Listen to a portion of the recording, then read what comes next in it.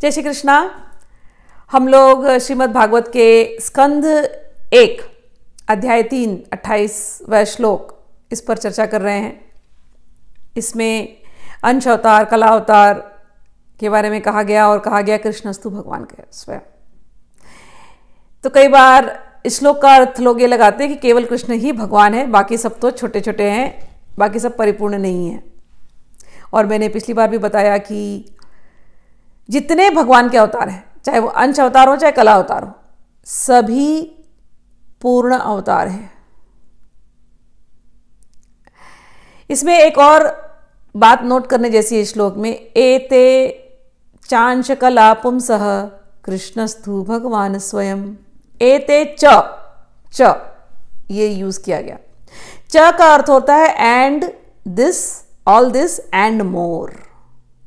च को अगर इंग्लिश में उसको लिखना जाए तो अंश अवतार हैं, कला अवतार हैं, कृष्ण तो साक्षात भगवान है और भी भगवान के परिपूर्ण अवतार हैं। एते च यानी कि कृष्ण साक्षात परिपूर्ण अवतार है, लेकिन उनके साथ साथ और भी परिपूर्ण अवतार हैं। ये इसका अर्थ निकलता है। तो आप पूछेंगे आप ऐसे क्यों कह रहे हैं, उनके साथ साथ और कौन सा परिपूर्ण अवतार निकल रहा है?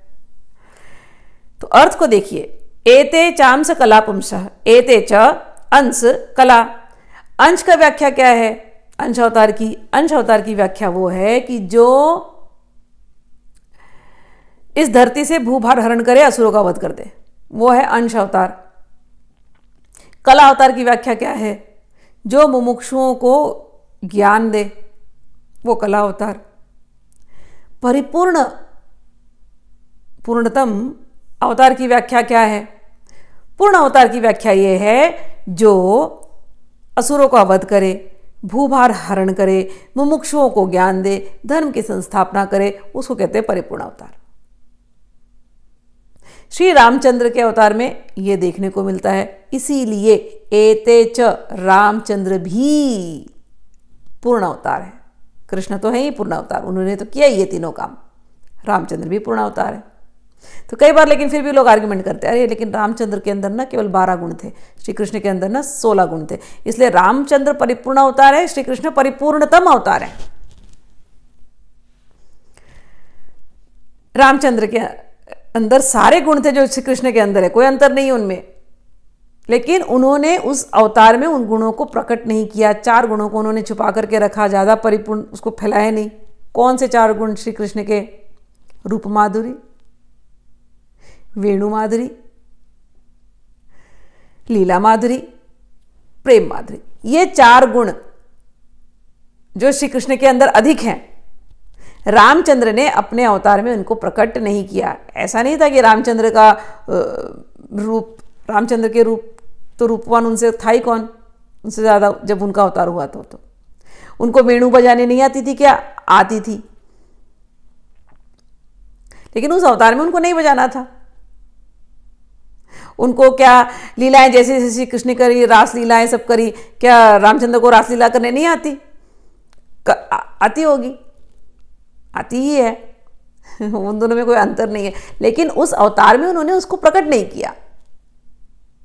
तो लीला माधुरी या प्रेम माधुरी, जैसे सबको प्रेम किया भगवान श्री कृष्ण ने, आकर के किसी को भी नहीं छोड़ा। जिसने जैसे किसी को माधुरी रस में भगवान को यदि पूजना है तो श्री कृष्ण अवतार में माधुरी रस में भी पूज सकते हैं।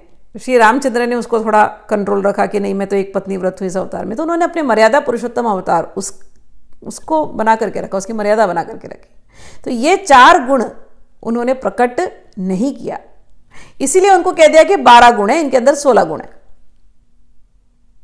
लेकिन ये तो हम जैसे मनुष्यों की बुद्धि थोड़ी कम है या क्या है, हमको ऐसे बातें लेकर के आर्ग्यूमेंट करना अच्छा लगता है कि ये बड़े या वो छोटे, भगवान को हम छोटे बड़े बताते हैं। ऐसा नहीं है। जब संतों की बात सुनो, महात्माओं की बात सुनो, तब समझ में आती है बात।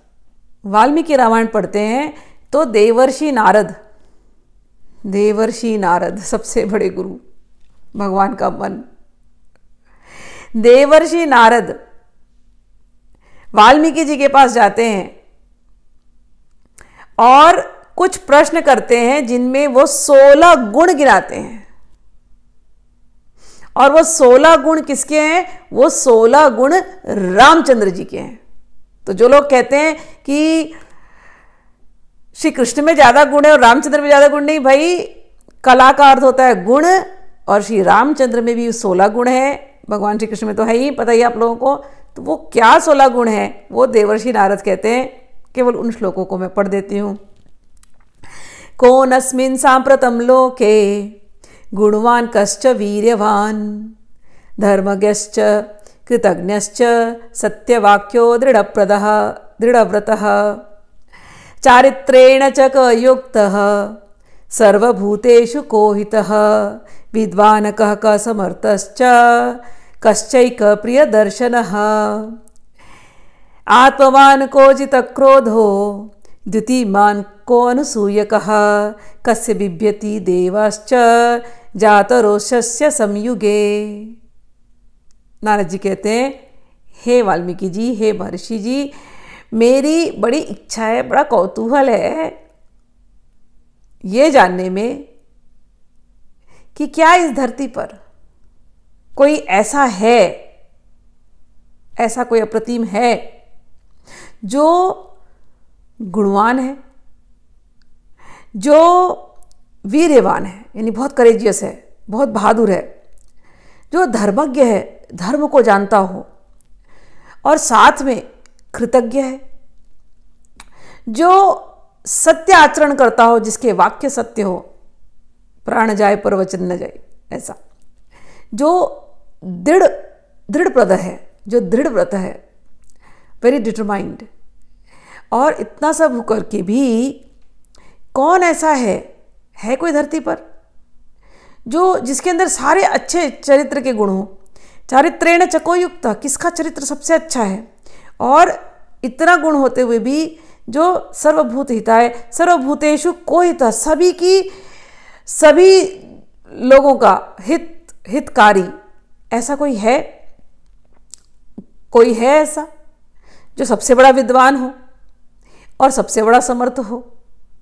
कोई है ऐसा जो प्रियदर्शन हो, जिसको देखते ही हृदय प्रसन्न हो जाए? ऐसा कोई है? कौन है ऐसा जो आत्मवान है और जिसने अपने क्रोध को जीत लिया हो?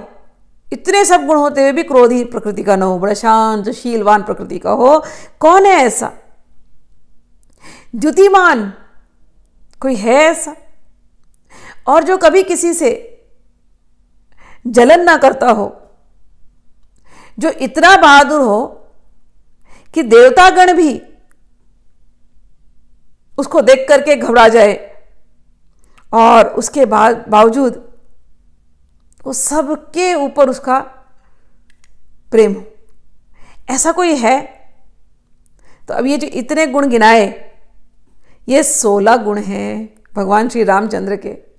इसलिए भगवान श्री रामचंद्र इस न्याय से, ये 16 गुणवान होने से भगवान श्री रामचंद्र भी 16 कला युक्त हैं। तो ये जो झगड़े होते हैं ना कि 12 कला या 16 कला, ऐसा है नहीं। भगवान को किसी कला में हमको बांधना नहीं चाहिए। भगवान तो निष्कला है। जय श्री कृष्ण, जय श्री राम।